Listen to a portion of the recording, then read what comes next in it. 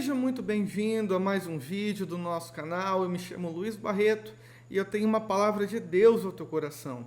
Eu quero te convidar a meditar comigo no Salmo de número 75, verso 7, que diz assim: Mas Deus é o juiz, a um abate e a outro exalta.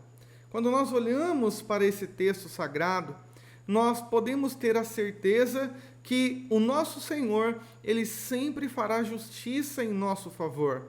Veja que a Bíblia apresenta o Senhor como um juiz, aquele que zela pela verdade, aquele que zela para cumprir a sua palavra, em favor daqueles que confiam nele, em favor daqueles que esperam na sua graça e na sua misericórdia. E quando olhamos para a palavra de Deus, nós temos o Salmo 89, verso 14, que diz que a base do trono do nosso Deus, que é o juiz verdadeiro, único, justo e ao mesmo tempo misericordioso, a base do seu trono é justiça e juízo, mas também é misericórdia e também verdade.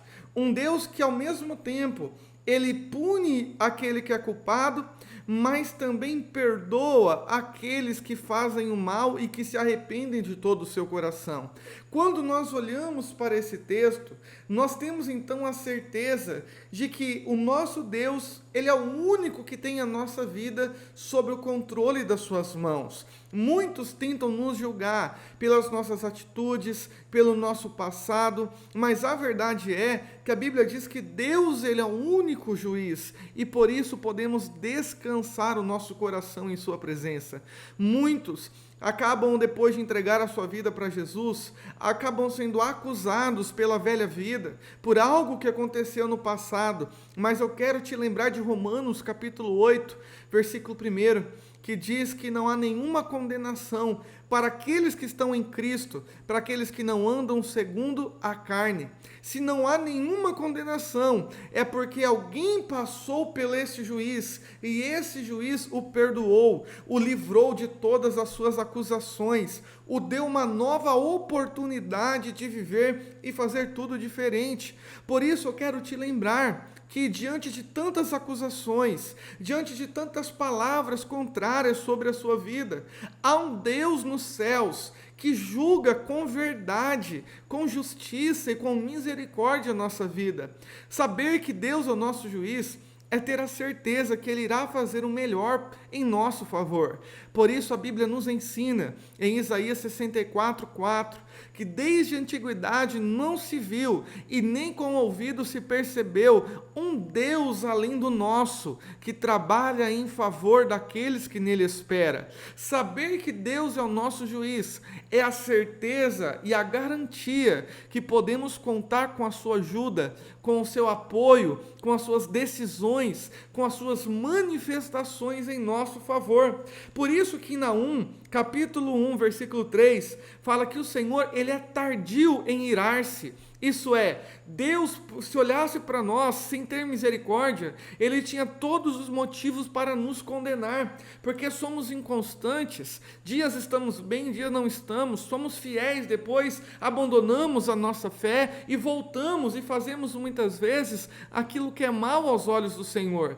Mas a Bíblia diz que Deus, Ele é tardio em irar-se e grande em força. Isso é, Ele poderia nos julgar em qualquer momento, Ele poderia nos condenar em qualquer momento, mas por seu juízo sobre toda a terra, o nosso Deus nos dá novas oportunidades para que venhamos nos arrepender, para que possamos mudar de vida, para que possamos servi-lo com amor, com misericórdia e com gratidão no nosso coração. Esse mesmo texto de Naum, capítulo 1, versículo 3, fala que o Senhor, Ele é tardio em irar-se, grande em força, mas que não toma o culpado por inocente. Este culpado é alguém que tem todas as oportunidades dadas por Deus, mas nunca se arrepende, nunca abandona o seu pecado, nunca deixa para trás a velha vida, sempre volta a errar nas mesmas coisas na qual Deus já perdoou, e isso não é bom para aqueles que acabam decidindo por este caminho. E para encerrar essa mensagem, eu quero te lembrar de Provérbios 29, versículo 23, que diz que a soberba abate o homem, mas a humildade traz a honra.